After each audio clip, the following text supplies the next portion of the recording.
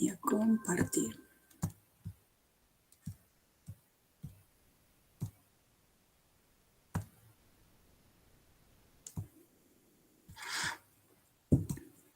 Bueno, cálculo integral. Esta introducción que yo le voy a hacer para cálculo integral en cálculo 2, básicamente es la misma que después se va a repetir en cálculo 3 para otras cuestiones. Parte de cálculo 2 es, en un tramo posterior ahora de cálculo 2, es recordar todo lo dado en cálculo 1. O sea que todo aquel que cálculo 1 la tiene medio como ahí, a pesar de haberla aprobado y todo, va a servir, me parece, para ir afianzando todos los conceptos. Pero este está bastante relacionado a cuestiones que tienen que seguir el hilo de cálculo 1, que es cálculo integral. Y el cálculo integral, si bien tiene todo un diseño y toda una teoría alrededor que la avala, de alguna manera nace por un problema concreto al que se le quiere dar una solución. Y ese problema es el que habitualmente lo llamamos el problema del área. ¿En qué consiste esto? Porque si bien hay un problema concreto al que le vamos a querer dar solución y lo vamos a presentar así, ese problema concreto de alguna manera despierta un monstruo, despierta la posibilidad de hacer una teoría mucho más general, que es la teoría de cálculo integral. Pensemos en la siguiente situación. Tenemos una función definida sobre un cierto intervalo, una función que sobre ese... Esto es todo introducción, ¿eh? Estamos focalizando en una situación muy especial de una función que cumpla con estas condiciones, definida sobre un intervalo cerrado, que sea positiva sobre ese intervalo cerrado y que sea continua. Cuando yo tengo una función que cumple con esas condiciones, podría prestar atención a la región que se genera entre la recta x igual a A, la recta x igual a B, el eje x, que es la recta y igual 0, y como techito de la región, la gráfica de la función. Hay toda una región encerrada entre lo que serían 3 rectas, 2 verticales, una horizontal, y el techito de esa región, quien forma parte de ese borde, es la gráfica de la función. Esa región, que nosotros la podríamos definir sin ningún tipo de problemas de esta manera, el conjunto de pares ordenados que cumplen esta condición, las coordenadas x se encuentran entre A y B, y la coordenada y de cada uno de esos puntos entre 0 y f de x. De esa región me puede interesar calcularle el área. Y entonces yo podría pensar en situaciones diversas de cómo es la gráfica de la función. Acá, la gráfica de la función, que es así bastante genérica, de una función continua, no tengo una fórmula concreta de cálculo del área. Si a lo mejor la función con la que estoy trabajando, continua, positiva, sobre ese intervalo, hubiese sido una función constante, ¿qué tipo de región se hubiese generado? Esa región S, ¿qué forma tendría? Un rectángulo, un cuadrado. Claro, un rectángulo, cuadrado, es una región de la cual yo sí tengo una fórmula de cálculo para el área. Pero en general, no tengo muchas fórmulas. Son para regiones planas muy particulares. Cuando la cosa se hace así tan genérica, no tengo una fórmula. Entonces, la idea es, para un ejercicio concreto, comenzar a buscar una manera, y vuelvo de nuevo, de al menos buscar un valor aproximado del cálculo de esta área. Un aprox. Y el área exactamente capaz que no sé cuánto vale, pero entre 5 y 7 anda. Un estimativo. Yo quiero buscar un estimativo en principio de cómo calcular el área de esa región. Y como justamente yo sé calcular áreas de rectángulos, base por altura, vamos a utilizar el concepto del área de rectángulos para buscarle la vuelta de buscar un valor aproximado del área de esa región concreta que busco. Entonces, todo ese desarrollo de buscar esa aproximación y a la vez ir mejorando ese valor aproximado, lo vamos a hacer en función de un ejemplo concreto. Esto en un ejemplo concreto que después lo vamos ampliando a otros ejemplos más genéricos. Entonces empecemos con esta situación. La función va a estar definida sobre el intervalo cerrado 0,1. La ley de la función la vamos a dar porque es una función concreta. La función es la que tiene como ley 1 menos x al cuadrado, una función recontra continua. Y nos vamos a detener en la región acotada, en este caso por la recta x igual 0. Acá la recta x igual a 1, mucho sentido no tendría porque justo ahí, en el punto 1, 0, la gráfica de la función se empalma con el eje x y va a estar comprendida también por el propio eje x y por la gráfica de la función. Esa región, de nuevo, a partir de un conjunto también la podemos definir sin problema. Esa región está conformada por todos los puntos que cumplen esta condición. La primera coordenada se encuentra entre 0 y 1 y la segunda coordenada de los puntos entre 0 y 1 menos x al cuadrado.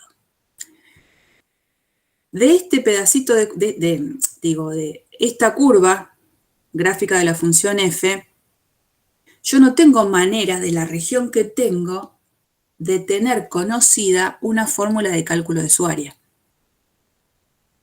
Si la función f, por ejemplo, justo hubiese sido el pedacito de arco de una circunferencia, a propósito, uno la busca así a la ley de la función, el área lo hubiese podido calcular sin problemas porque sabe calcular el área de todo un disco y en todo caso hubiese sido, en este caso, un cuarto de disco, ¿no?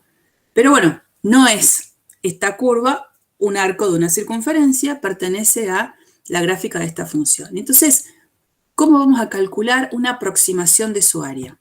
Y ahí vamos a empezar el proceso que de alguna manera va a formar las bases de todo lo que es la presentación de cálculo integral. Vamos a hacer lo siguiente. Para justamente buscar una aproximación del área, vamos a el intervalo de trabajo, que es el intervalo 0,1, lo vamos a dividir en cierta cantidad de subintervalos de la misma longitud. Ay, a ver quién llega. Entonces yo tengo el intervalo 0,1 y lo vamos a dividir en subintervalos de igual longitud. Entonces, para tratar de buscarlo de alguna forma bastante simple en la escritura, vamos a llamar n al número de subintervalos de igual longitud en los que va a quedar dividido el intervalo 0,1. Si n vale 2, estoy diciendo que estoy dividiendo mi intervalo en dos partes iguales. Si n vale 8, en 8 partes iguales. Bueno. Y vamos a hacer lo siguiente. Comencemos con números pares, para que sea más fácil también el dibujo, para que sea más lindo y para que las expresiones queden mejor, pero podría haber sido n igual a 3, a 7 también. Yo lo voy a dar para valores, en este caso, pares. Si n es 2, tengo que hacer lo siguiente. Divido mi intervalo de trabajo, que es el 0,1, en dos partes iguales. Entonces, al dividirlo en dos partes iguales, los subintervalos en los que va a quedar dividido el intervalo 0,1 van a ser el intervalo que va desde 0 hasta 1 medio y desde 1 medio hasta 1. Y en cada subintervalo vamos a generar un rectángulo. Un rectángulo muy particular, que va a tener como altura el valor más grande que la función asume en ese subintervalo. Es como que restringimos la mirada de la función a valores de x que están en ese subintervalo en el que me estoy parando en este momento. Entonces, si yo estoy en este primer subintervalo, el que va desde 0 hasta 1 medio, el valor máximo de la función lo voy a obtener en este caso en el extremo izquierdo del intervalo.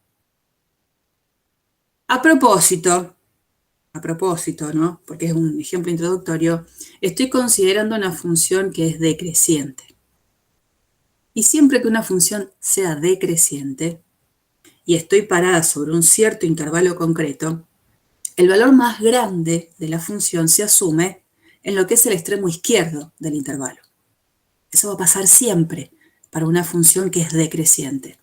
Entonces, cuando estoy parada sobre el primer subintervalo, el valor más grande de la función, quien va a marcar lo que va a ser la altura de este rectángulo, es lo que vale la función en cero, porque cero es el extremo izquierdo de este intervalo. Fantástico, hago el dibujo del rectángulo al cual le voy a calcular su área. El área de ese rectángulo la voy a poder calcular así. Base, un medio, por altura, f en cero. Y le voy a sumar el área de otro rectángulo que tiene que ver con pasarme al segundo subintervalo que conforma esta partición del intervalo en dos, en donde ahora mi visión va a estar centrada en el intervalo que va desde un medio hasta 1. En este subintervalo elijo el valor más grande de la función, que es el valor que me va a dar la altura del rectángulo. De nuevo, como la función es decreciente, el valor más grande lo voy a obtener en la función evaluada en un medio, que es el extremo izquierdo de este nuevo intervalo. El área, entonces, de ese rectángulo va a ser base, otra vez, por altura, lo que vale la función en un medio. Todos los rectángulos que vamos a ir formando, todos van a tener una base que va a tener la misma longitud, porque el intervalo lo estoy dividiendo en cantidades iguales de intervalos, de la misma longitud. Hacemos la cuentita, la función era esta. Evaluamos lo que vale f en 0, en este caso es 1, evaluamos lo que vale la función en un medio, es 3/4, hacemos la suma, nos queda 7/8, numerito que es 0,875. El área de la región no es esa. No es esa. Pero si yo quisiera decir algo acerca de la comparación entre el área de la región que a mí me interesa y ese numerito, y este numerito de acá, ¿qué podría decir en comparación entre los dos? Que es menor. El área va a ser menor. ¿Cuál va a ser menor, perdón? El que está pintado en azul va a ser menor. ¿Por qué? Está muy bien. Porque hay exceso, por así decirlo. Sobra que no está pintado. Bueno, está bien. Está bien. Por ahí está bueno decir que como la región que a mí me interesa, que es la que se llama S desde el principio, está contenida en la unión de los dos rectángulos, sucede eso. Si una región está contenida en otra, entonces las áreas van a cumplir la condición de desigualdad. El área de S es menor o igual al área de esta región que se conformó por unión de dos rectángulos. Pero está muy bien eso que decías del exceso que no está pintado. Acá funciona, eso funciona bien. Fantástico. Y a ese valor se le va a dar un nombre. Como acá surgió este numerito de sumar áreas, y son áreas muy particulares porque los rectangulitos fueron elegidos a propósito con una altura que es el valor máximo de la función sobre el intervalo, a estas sumas las vamos a llamar sumas superiores. ¿No? Estos rectángulos contienen a la región S, con lo cual esta estimación es mayor al área que estoy buscando, y a esa suma la llamamos suma superior, por la forma en la que fue construida. Bien, no sé, por ahí anda el área. ¿Seguro? Es menor o igual a eso. Seguimos un poquito. Con el mismo valor de n igual 2, lo que vamos a hacer es tratar de acorralar al área de la región S que todavía no la conozco y que no sé si la voy a conocer todavía, ¿no? Pero digo, bueno, ya entendí que menor a 0,875 es. Si yo tengo el área, menor a algo es. Me encantaría buscarle alguna acotación por debajo, que no sea el 0, porque no es muy chistoso. Algún numerito que también sea para acotar por debajo. Entonces tendría el área de la región S entre dos valores. Por ahí anda. Entonces, ¿la estrategia en qué consiste ahora? Hacer lo mismo particionar el intervalo de trabajo, por ahora en dos partes iguales. Acuérdense, n era la cantidad de subintervalos de igual longitud en la que particionábamos el intervalo dominio. Lo vamos a particionar otra vez en dos partes iguales, pero ahora en cada subintervalo lo que vamos a hacer es elegir como valor de altura el valor mínimo de la función sobre el intervalo. Y como la función es decreciente, la función tiene siempre el valor más chico ahora en el extremo derecho del intervalo. Entonces, parada sobre el intervalo 0, 1/2, la altura me lo va a dar el valor de la función en 1/2. Hago el rectangulito. Entonces, el área, 1/2 por f en 1/2. Caso particular que sucede acá, en el intervalo que sigue, de 1/2 a 1, la función en 1 vale 0. Pero porque en este ejemplo la función vale 0 ahí. No me importa, yo lo escribo igual. No se genera un rectángulo, en realidad, que va a quedar evidenciado a la hora de querer calcularle el área. Porque para este supuesto rectángulo tengo base 1/2 por altura f en 1. Bueno, f en 1 va a valer 0, quiere decir que en esta suma, este segundo término en la suma no aporta nada. Hacemos la cuenta, 3/8, 0,375. En este caso, ¿yo qué voy a decir de ese numerito comparado con el área que busco? Que el área es mayor a ese número que obtuve. El área de la región, ese. Uh-huh. Perfecto. Entonces lo que estamos haciendo es acorralar el área de ese entre 0,875, que era el número que teníamos antes, y este nuevo que es 0,375. Esta suma generada por haber elegido en cada subintervalo el valor más chico que la función asume ahí, se llama suma inferior. Suma inferior. Y entonces, en principio, lo que tenemos es esta acotación. No sé cuál es el área de S aún, pero está entre 0,375 y 0,875. Con eso solo no hago nada. Me parece que la idea ahora es mejorar la estimación. Como decía la placa por ahí anterior a comenzar con este propio ejercicio. Buscamos una aproximación, pero después la mejoramos. Y el mejorarla va a tener que ver con incrementar la cantidad de subintervalos en los que está dividido el intervalo de trabajo, que en este caso es el 0,1. Entonces vamos a pasar a hacer exactamente lo mismo, pero pensando ahora en que n, que es la cantidad de esos subintervalos de igual longitud con los que voy a dividir el intervalo 0,1, es 4. Entonces, ustedes podrán ver acá,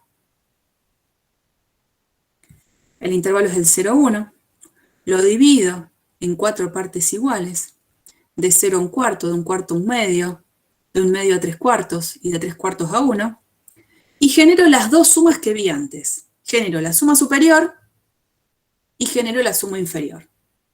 Con el mismo criterio, acá la función sigue siendo la misma, sigue siendo decreciente, así que ahora todos los subintervalos tienen la posibilidad de generar un rectángulo de base 1/4. Y la altura va cambiando dependiendo en qué subintervalo estoy. En el primer subintervalo, el valor más grande de la función lo obtengo en el intervalo, en el extremo izquierdo, por ser la función decreciente. En el primer, entonces, subintervalo, en este, la altura es f en 0. En el segundo, la altura es f en 1/4. En el tercero, la altura es f en 1/2. Y en el cuarto, la altura es f en 3/4.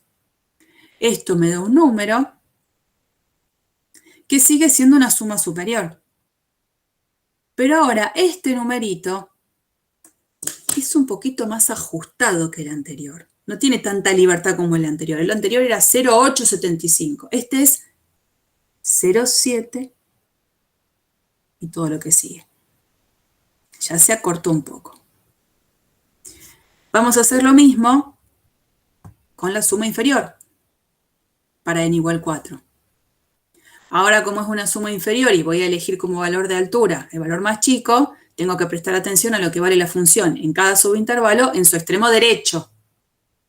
Entonces, en el primer subintervalo, todos van a tener longitud 1/4. En el primer subintervalo, voy a hacer base por lo que vale la función en 1/4. En el segundo es 1/4 por lo que vale la función en 1/2. En el tercero, 1/4 por lo que vale la función en 3/4. Y bueno, el último, siempre va, no va a aportar nada, 1/4 que es la base por la altura que es f en 1. Cuentita, cuentita, cuentita, 0, 5, 3, 125. Una nueva suma inferior que en relación, si la comparo con la suma inferior anterior, esta como que se vino más para adelante. Es un poquito más grande. Y lo que me importa es focalizar en esta parte. Lo que estamos haciendo es mejorar esa estimación del cálculo del área. En principio teníamos que el área estaba entre 0,375 y 0,875. Y lo que hicimos fue ahora acotarla un poco más y acorralarla entre dos cotas, una cota superior y una cota inferior, que la ajustaron un toque. ¿Qué es lo que uno va a suponer ahora? ¿Qué podríamos seguir haciendo? Elevar el n. Claro. Incrementar el n, que es la cantidad de subintervalos de igual longitud que dividen a mi intervalo 0,1. Y para hacer eso, que ahora les voy a presentar en los dibujitos, yo lo que les quería mostrar en el GeoGebra es cómo lo hacemos. Es interesante. El GeoGebra tiene, en realidad, cuatro comandos así habituales que usamos nosotros. 3. En el GeoGebra uno le puede poner a la función la expresión suma superior, que va a poder hacer la suma superior, y hasta le podemos poner un deslizador para que haga a la vez muchos dibujitos. Vamos a hacer entonces la carga de nuestra función, para que después la hagan ustedes en casa. 1 menos. Esta es la función completa, pero yo necesito hacerlo así porque si no, no va a salir, no sé por qué. Y ahora defino la función con esta condición. Si x está entre 0 y 1, la función que grafique sea f de x. Entonces esta, ven que le saco la etiqueta. Los dibujitos que están ahí los hice todo con GeoGebra, digamos, ¿no? Bueno, ahí estamos focalizando. Y ahora lo que quiero es hacer una suma superior. Vamos a hacer la suma superior con n igual 4. Entonces en el GeoGebra uno va a poner suma, hasta ahí no aparece nada, sub, y ahí cuando uno empieza a escribir la palabra superior aparece la notación que quiero, y ahí vamos a poner f de x. El extremo inferior del intervalo nuestro es el 0, el extremo superior es el 1, y el número de subrectángulos que quiero es 4, en principio, ¿no? Y ahí me hace el dibujito. Acá, si le pongo redondeo a 4 cifras, más o menos aparece ese numerito que algo habíamos visto en la placa, ¿no? Algo parecido era, ¿no? 0,8. Sí, si le pongo 5 cifras va a dar este, 0,125. A ver, redondeo. Ahí está. Ese es.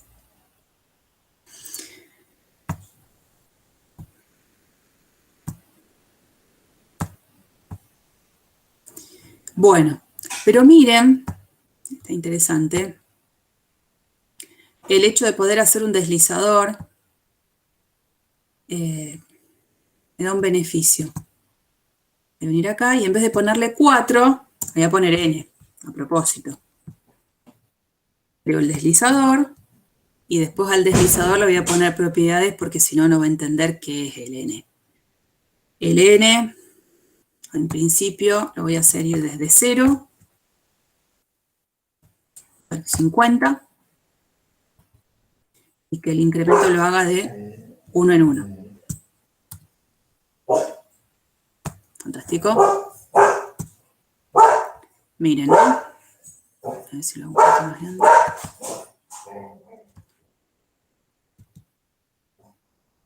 Uno va deslizando y a la vez va viendo el numerito final que tiene que ver con esa suma superior. Chin, chin, chin.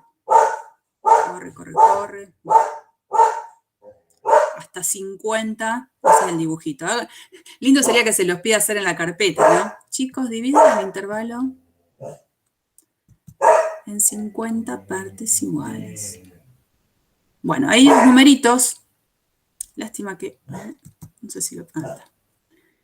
Aunque sea lo pongo ahí abajo. No sé si lo podré poner. Creo que lo puedo poner más grande.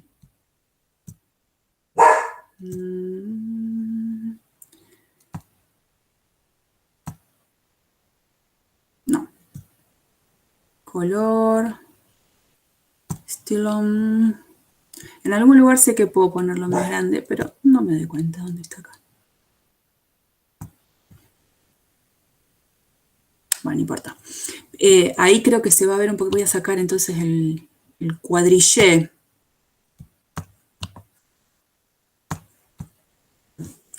Ahí fíjense el numerito. Lo voy a ir pasando. Ese numerito va decreciendo. Va decreciendo. Pero porque como que tiende a querer obviamente estabilizarse en algún número que hoy podemos no saber cuál es. ¿No? Un 0,6, ahí se empezó a estabilizar en el 0,6 y empezó a cambiar después de ese 6 un poco las cifras, pero ahí quedó. Bueno, de la misma manera que uno puede hacer esa suma superior, en el GeoGebra uno le pone suma inferior. Ahí. Y de nuevo, ¿no? F de X, el extremo 0, superior el 1, y vamos a ponerle N de nuevo. Esperen que está haciendo las dos. Ahí las sumas inferiores. Vamos a ponerle otro color, porque si no...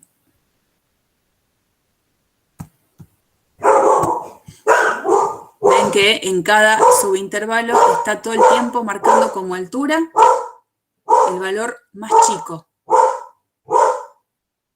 Y de nuevo, si uno quiere, va viendo los numeritos que se generan y ven que se están estabilizando en 0,6 y alguito más.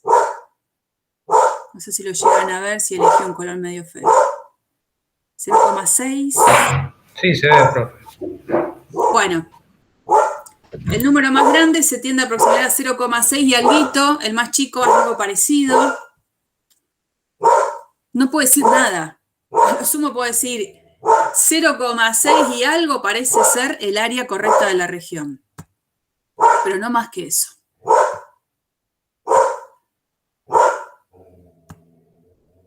Bueno, acá les dice la captura de los dibujitos para n igual 10 y la captura del área. Y hay otra, esta es interesante, que es la regla del punto medio. Digamos, en las presentaciones que hice recién, tengo lo que son las sumas superiores, porque en cada subintervalo elijo como valor de altura el valor más grande y por lo tanto me aseguro que la cota que tengo es más grande al valor buscado. Y en las sumas inferiores la altura es el valor más chico de la función. Me aseguro que el valor que encuentro es más chico al área de la región buscada. Pero existe otro método, que es la regla del punto medio, que es la de, en cada subintervalo, elegir como valor de altura el valor de la función en el punto medio del intervalo. no tengo manera de saber si va a ser una sobreestimación o una subestimación del valor buscado. Pero al menos aproximado va a ser.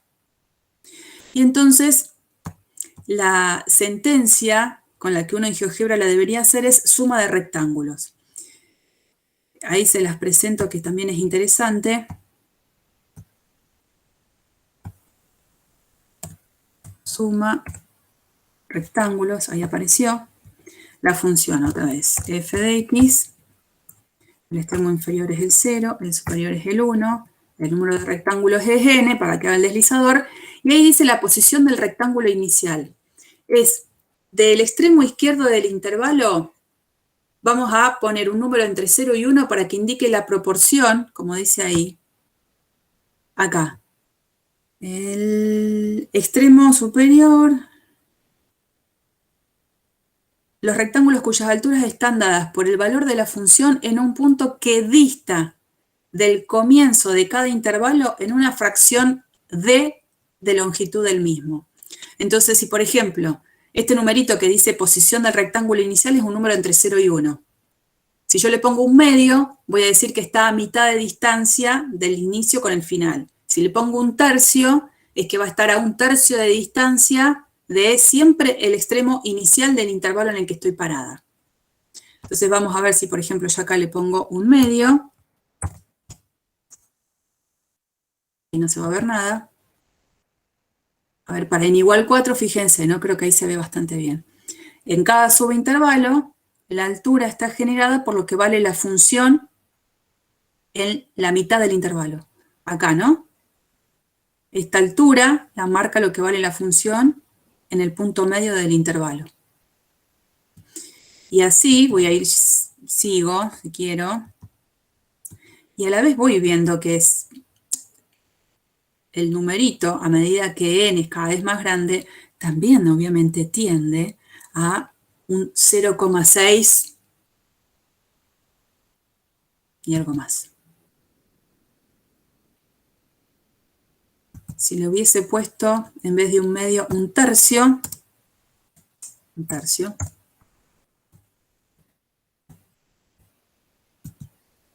fíjense lo que hace, ¿no?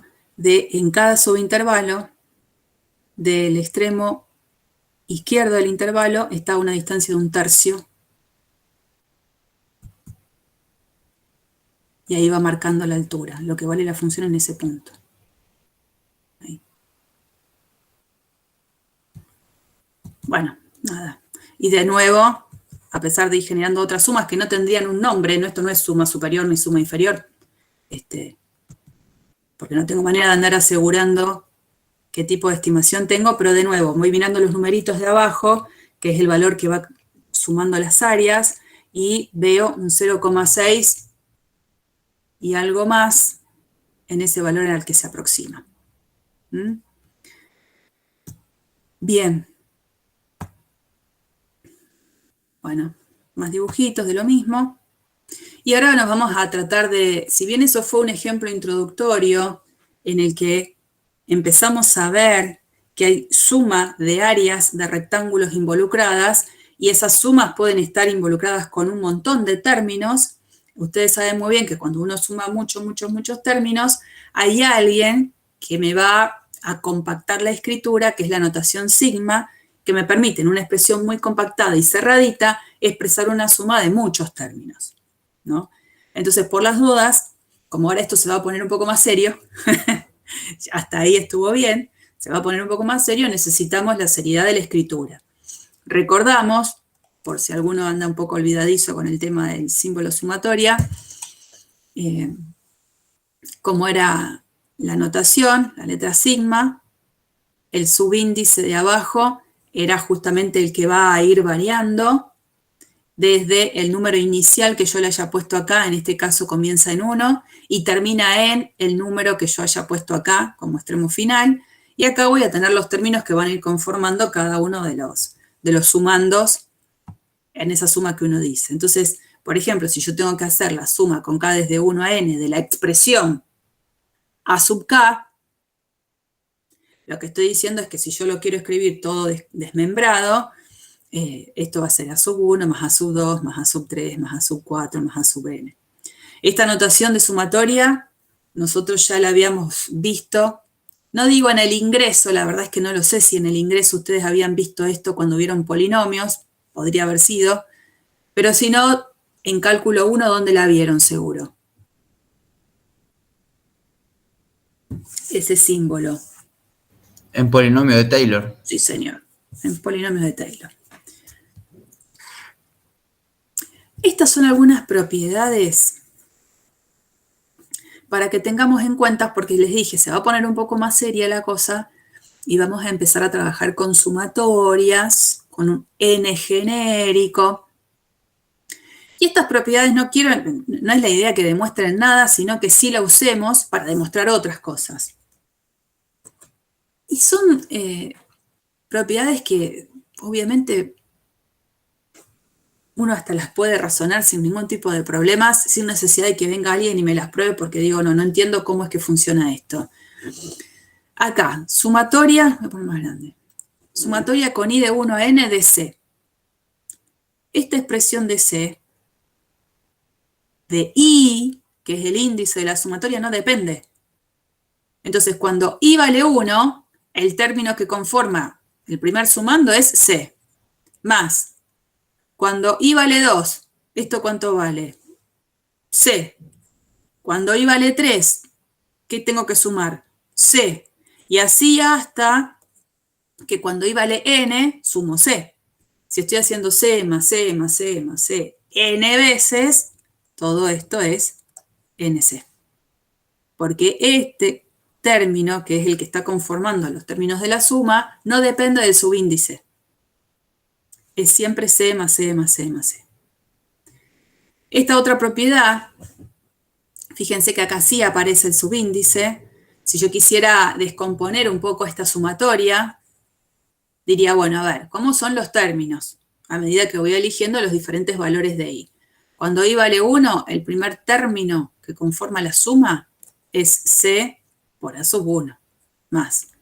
Cuando i vale 2, ¿qué término obtengo? C más a sub 2, más. Cuando i vale 3, tengo c por a sub 3. Y así seguiré hasta que el último término, que es cuando i vale n, va a ser c por a sub n. Evidentemente, en esta sumatoria, c es algo que yo puedo sacar, factor común, y voy a tener a sub 1, más a sub 2, más a sub 3, más a sub n. Y toda esta expresión es la que uno puede compactar en una notación con la letra sigma. Entonces aparece esto. ¿Ven? Esto que está acá no es más que la sumatoria con i de 1 a n de a sub i. O sea, puedo sacar ese c, factor común adelante de la sumatoria. Acá lo mismo. Si veo lo de la suma, el de la resta va a ser idéntico. Teniendo en cuenta que, bueno, que va a haber algunos menos que tengo que prestar atención, pero es exactamente igual la forma de verificar esta fórmula. Sumatoria con i de 1 a n de a sub i más b sub i. De nuevo, me vuelvo a preguntar cómo quedaría desmembrada toda esa sumatoria término a término. Cuando i vale 1, el primer término en esta sumatoria sería a sub 1 más b sub 1, más. Cuando i vale 2, el término que tengo acá es a sub 2 más b sub 2. Más, cuando i vale 3, a sub 3 más b sub 3, y así voy a seguir hasta que el último término, que es cuando i vale n, me va a quedar a sub n más b sub n. Entonces lo que uno puede hacer es, ya que es una suma de términos, puedo reordenarla como yo quiero, puedo sumar esto, más esto, más esto, más esto, y en esa sumatoria me quedará la suma de a sub i con i de 1 a n, y después puedo sumar los que me han quedado con b. Y la sumatoria de todos ellos la puedo escribir a partir del símbolo sumatoria de esta manera. Está, digamos, es esa la visualización bastante simple de por qué estas propiedades realmente valen, son correctas y están bien usarlas. Las usaré de la manera que me convenga según el ejercicio que yo tenga que desarrollar, por supuesto, ¿no? Estas otras propiedades ya se ponen un poquito más serias.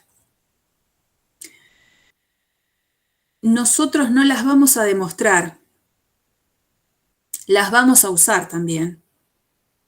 Pero ¿por qué estas? Para demostrarlas necesitamos conocer el método de inducción. Probablemente los chicos que vengan del poli lo podrían haber visto, y nosotros, antes del 2014, que fue la remodelación del plan de estudio, lo dábamos en álgebra y geometría. En álgebra y geometría veíamos el método de inducción matemática, cómo probar fórmulas que dependen de números naturales con un método que se llama el de inducción matemática. No es el caso ahora que yo les explique cómo es el método, no es la idea que demuestren nada por inducción matemática, pero sepan al menos que existe algo que se llama inducción matemática que me ayuda a demostrar propiedades que valen para los números naturales. Y entonces se puede mostrar que cuando yo sumo con k de 1 a n, k, estoy sumando los primeros n números naturales, la suma de los n primeros números naturales se puede escribir a partir de una fórmula final, que es n, el número final al que estoy sumando, por n más 1 sobre 2. N por n más 1 sobre 2. La suma desde 1 a 1000, 1 más 2 más 3 más 4 más 1000, 1000 por 1002 dividido 2. Se puede probar que la suma de los cuadrados de los primeros n números naturales, 1 al cuadrado más 2 al cuadrado más 3 al cuadrado más 4 al cuadrado más n al cuadrado, se puede compactar en una fórmula final que es esta: n por n más 1 por 2n más 1 sobre 6. La vamos a usar. Y de la misma manera se puede probar que la suma de los cubos de los primeros n números naturales es esta formulita que, si me quiero acordar, no es más que el cuadrado de la primera que había encontrado, ¿no? Fíjense, es n por n más 1 sobre 2 al cuadrado. Se las van a tener que acordar, a lo mejor, para hacer los ejercicios relacionados con sumatoria, porque si no, no van a saber cómo resolver un ejercicio. Bueno, acá se empieza a poner un poquito más seria la cosa porque van a estar involucradas estas sumatorias. Vamos a tratar de escribir un poquito más general todo lo que veníamos haciendo. Y vamos a escribir sumas a partir del símbolo sumatoria y después vamos a tratar de ver qué pasa cuando yo quiera calcular un límite de esas sumas. Entonces empieza a meter la expresión de límite. Entonces, bueno, vamos a formalizar un poco más lo que veníamos haciendo. Volvamos al ejercicio, en principio. La función que estaba definida como 1 menos x al cuadrado sobre este intervalo, y vamos a hacer esto. Vamos a calcular el valor límite de las aproximaciones que veníamos usando en el cálculo del área mediante sumas inferiores. ¿Se acuerdan que nosotros veníamos haciendo con GeoGebra con las sumas inferiores? Y veníamos viendo que había un número al que parece que se querían estabilizar, pero yo acá el n lo terminé en 50. Bueno, yo quisiera saber cuando n tiende a ser muy grande, este numerito, ¿a qué tiende? Por acá tiene que andar, ¿no? Evidentemente, el límite que vamos a buscar.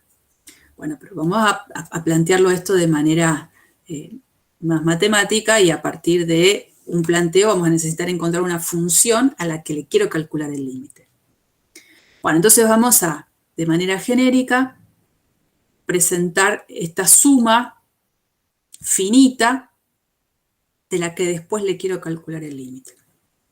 Cuando lo hice fue todo el tiempo con rectangulitos y con números muy concretos. Ahora lo quiero escribir de manera genérica. Para escribirlo de manera genérica, entonces volvemos a n, que era la cantidad de subintervalos en los que quedaba dividido mi subintervalo original, y que a la vez ese mismo n es la cantidad de rectangulitos que van a quedar formados en esta estrategia de sumas finitas con sumas inferiores. Vamos a darle un nombre a la longitud de cada uno de estos subintervalos. Como todos tienen la misma longitud, depende de la cantidad de n, todos van a tener longitud 1 sobre n. A ese valor del mismo ancho lo vamos a llamar delta x. Así es como vamos a focalizar la notación. Delta x es la longitud que tienen todos los subintervalos. Cuando lo divido en n partes iguales al intervalo que va desde 0 a 1, todos van a tener longitud 1 sobre n.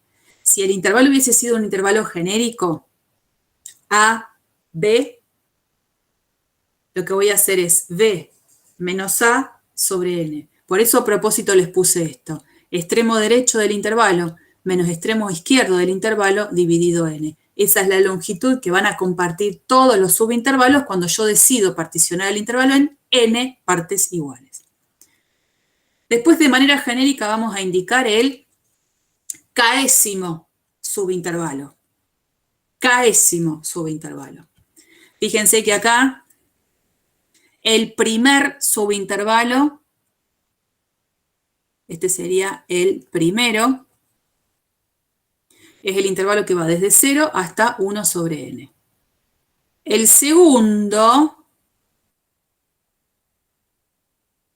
es el que va desde 1 sobre n a 2 sobre n. Una pavada más. El tercero, el que va desde 2 sobre n a 3 sobre n. Quiero decir, el segundo tiene como extremo derecho 2 sobre n. El tercero tiene como extremo derecho 3 sobre n. El késimo es este, que es el que tiene como extremo derecho k sobre n. Y como estoy haciendo sumas inferiores, en cada subintervalo, la altura la voy a encontrar con evaluar la función en el extremo derecho del intervalo, porque la función es decreciente. Por eso la altura de cada rectángulo va a ser f en k sobre n, el extremo derecho del késimo subintervalo. Entonces tengo el valor de la base de todos los rectángulos y la forma genérica de ir escribiendo el valor de la altura. ¿Cómo lo voy a hacer a eso sobre cada subintervalo? Y voy a sumar, aparece el símbolo sumatoria. En el primer subintervalo hago el valor de la altura por la longitud de la base. En el segundo subintervalo, el valor de la altura por la longitud de la base. Y así sigo hasta que en el último intervalo, que es el enésimo, es el valor de la altura por el valor de la base. Y esta es la notación a la que llegaríamos a partir del símbolo sumatoria para compactar toda esa expresión que yo quiero calcular. F en k sobre n por 1 sobre n. Y recordando siempre que f de x tiene esta ley. Entonces digo, bueno, yo conozco la ley de la f y por lo tanto f en k sobre n yo lo puedo calcular. F en algo es 1 menos ese algo al cuadrado. O sea, este término que está acá es exactamente escribir lo que es f en k sobre n. Esta gran sumatoria, dice puntitos suspensivos, la puedo escribir así. Esta parte es la que le pongo mucho signo de pregunta, porque justamente no la estoy poniendo. No estoy poniendo cómo se hace eso. Mala, sí, mala. Yo lo que tengo que entender es que para poder resolver esta sumatoria y encontrarle esta expresión cerrada donde el símbolo sumatoria ya no está más, tengo que aplicar las propiedades relacionadas con sumatorias que yo les estaba recordando hace un rato. Estas. Estas primero y estas segundo. Yo tendría que ir aplicando propiedades para ir resolviendo esto. Solo como a modo de avance, porque me gustaría que después ustedes lo hagan para encontrar esta fórmula cerrada. Primer paso, por ejemplo, yo tengo esto. 1, dice, menos k sobre n al cuadrado por 1 sobre n con k de 1 a n. A propósito, voy a poner el k con color para que uno vea dónde aparece el k.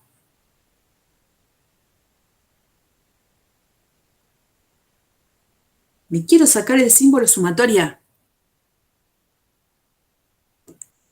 Una primera propiedad de las que vimos antes que podría aplicar, ¿cuál podría ser?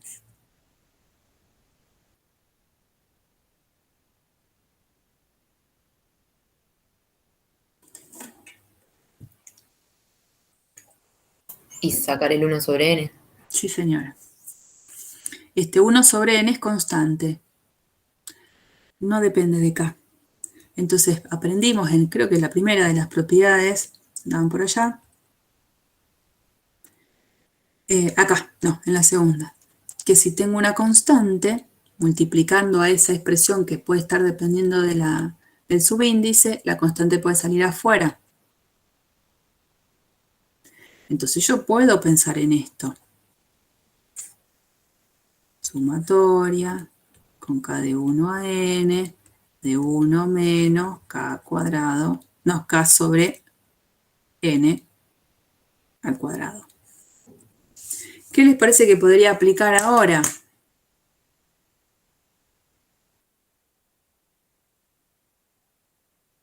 Porque esta sumatoria, por las dudas,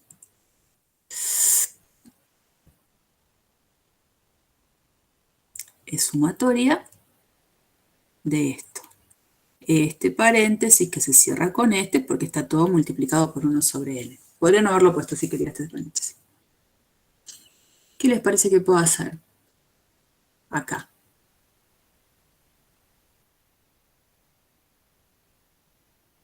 La sumatoria de 1, que sería n veces 1, menos la sumatoria de k sobre n al cuadrado. Bien. Y hasta ahí voy a llegar. Me quedaría sumatoria con k de 1 a n de 1, menos la sumatoria con k de 1 a n de, ese cuadrado lo pongo siempre, k sobre n al cuadrado. Y como muy bien dijiste, esto es sumar 1 más 1 más 1 n veces, o sea que es n por 1, o sea, n. Esta sumatoria da n. Acá sí me parece que tengo que prestar atención que aparece esta variable k, que es el subíndice. Y a ver alguna idea, porque acá ya esta sumatoria la tengo resuelta. Esta es n, chau, se fue la sumatoria. ¿Qué podría ser acá? Y a partir de ahí ya no escribo más. Este símbolo sumatoria también me lo voy a querer sacar de encima.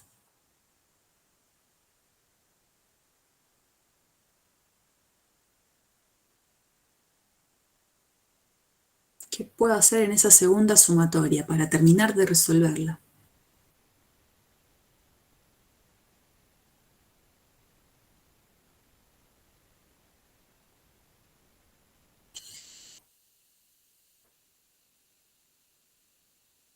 Si la fracción la tengo al cuadrado, puedo hacer la fracción de los cuadrados. Entonces, en vez de escribir k sobre n todo al cuadrado, podría escribir k al cuadrado sobre n cuadrado. ¿O no?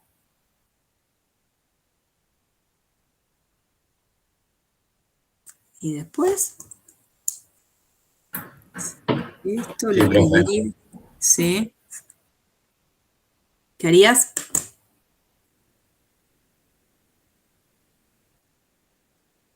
No, que pueda hacer eso, distribuir el cuadrado con respecto a en la división. ¿Y después qué hago?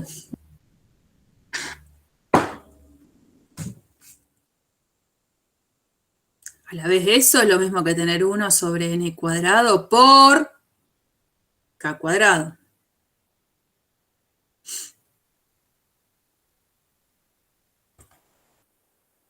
Dije que no iba a escribir más, pero bueno.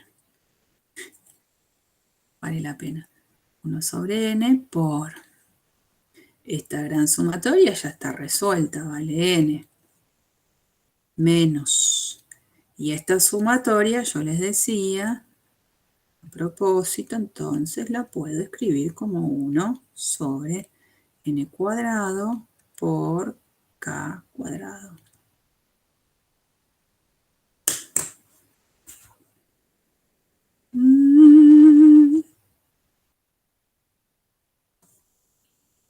¿Qué puedo hacer ahí?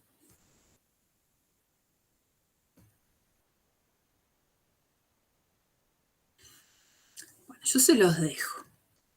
Ya avancé bastante, más de lo que hubiese querido. Pero este numerito depende de k. No.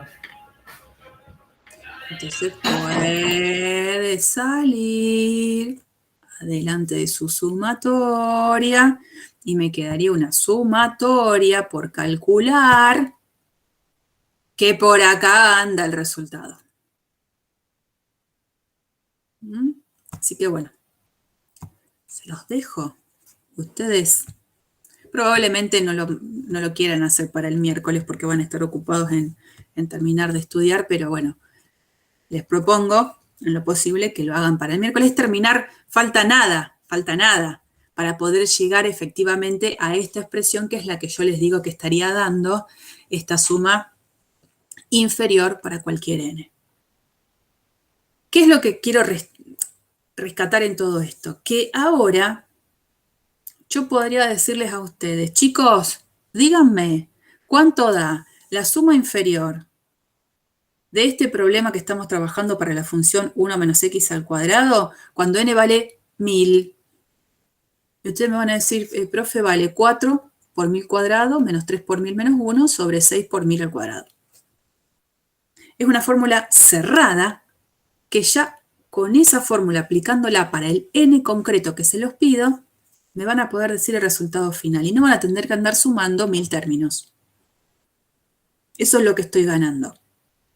Ahora podría calcular cualquier suma inferior de estas que estamos generando, donde todos los subintervalos están divididos en la misma cantidad, todos tienen la misma longitud, y donde estamos considerando como valor de altura el valor más chico de la función. Bueno, lo que me importa es que al encontrarme con esta notación cerrada, recién ahí, porque esta es una suma inferior para cualquier n, voy a poder decir a qué tiende esta suma inferior cuando n tiende a infinito. Porque era lo que planteaba de alguna manera el título de todo esto. Límite de sumas que son finitas. Estas sumas finitas, a propósito, eran sumas inferiores. Pero cuando estaba el símbolo sumatoria, no podía andar haciendo mucho límite. Hasta que no encontraba una ley concreta, no iba a saber qué hacer. Es cierto que este n, en el cual estoy haciendo el límite, es un n que es un número natural. Y ese n que tiende a infinito no es un n continuo como lo hacemos con cálculo 1. Pero en este caso, si el límite, pensándolo como si el n fuese continuo, existe, con más razón entonces va a existir cuando n es un entero, bueno, un natural cada vez más grande. O sea, es como que para calcular este límite lo calcularíamos como si el n fuese un número continuo que tiende a infinito. Aunque el n no es, el n no puede ser 27,8. El n es un entero, en particular un natural. Pero bueno, abrimos un poco la cabeza y decimos, bueno, si hago el límite pensando que n es como si fuese un x, como habitualmente ponemos x tendiendo a infinito, este límite lo puedo calcular sin problemas. ¿Cómo lo calcularíamos, por ejemplo? Ya sé que vale 2/3, pero ¿cómo lo calcularíamos?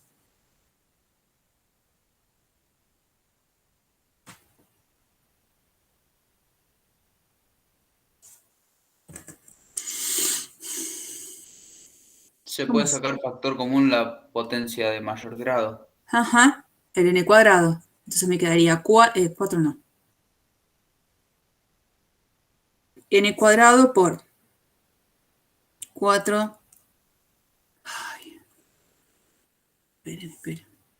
Ah, voy para atrás. Ahí. 4 sobre nada.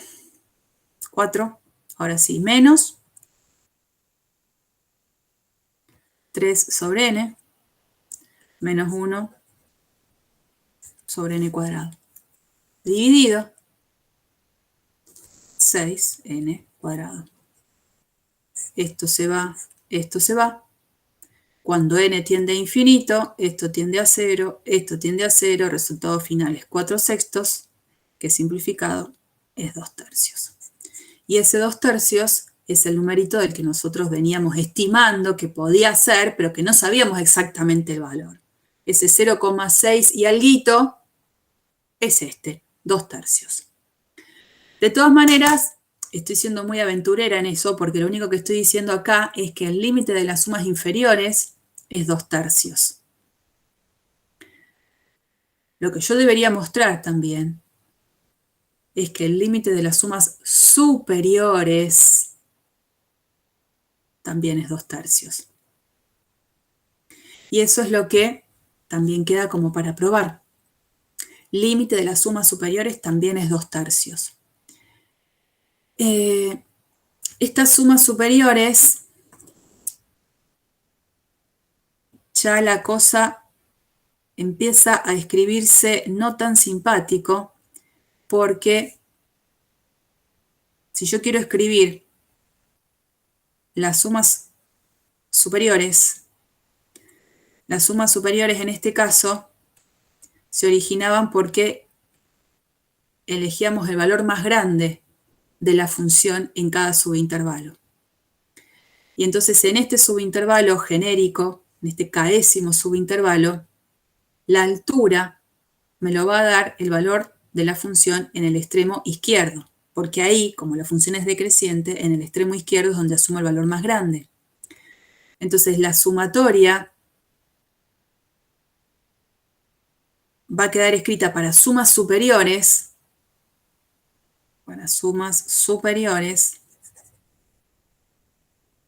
va a quedar escrita así, sumatoria con k de 1n de 1 menos k menos 1 sobre n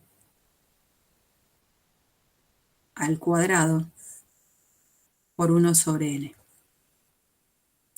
Este k menos 1 al cuadrado hace que yo tenga que desarrollar ese cuadrado y acá queden bastantes más términos.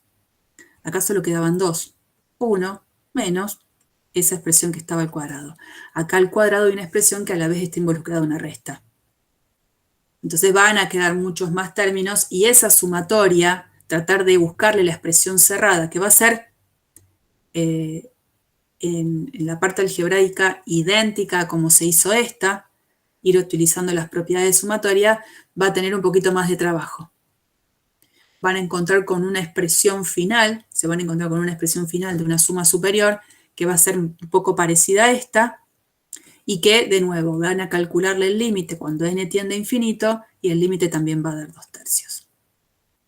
Entonces, el área buscada va a ser ese 2/3, que vamos a tratar de, por supuesto, justificarlo con una teoría un poquito más amplia, porque acá solamente hicimos sumas superiores, sumas inferiores, pero vimos que existen otro tipo de sumatorias, la que, por ejemplo, usa la regla del punto medio. ¿Cómo haríamos para mostrar que con ese tipo de aproximación también el límite va a ser 2/3? Bueno, es lo que va a venir ahora, la justificación de por qué eso es así. Bueno, antes de pasar a esto que suma de Riemann, que es todavía hacerlo más genérico a todo lo que veníamos viendo, me parece que amerita el recreo acá. ¿Les parece? ¿Hacemos 10 minutitos? Son y 18, a las 1:30. Ya estoy prendiendo todo. ¿Quieren? Dale, profe. Buenísimo. Dale. Dale.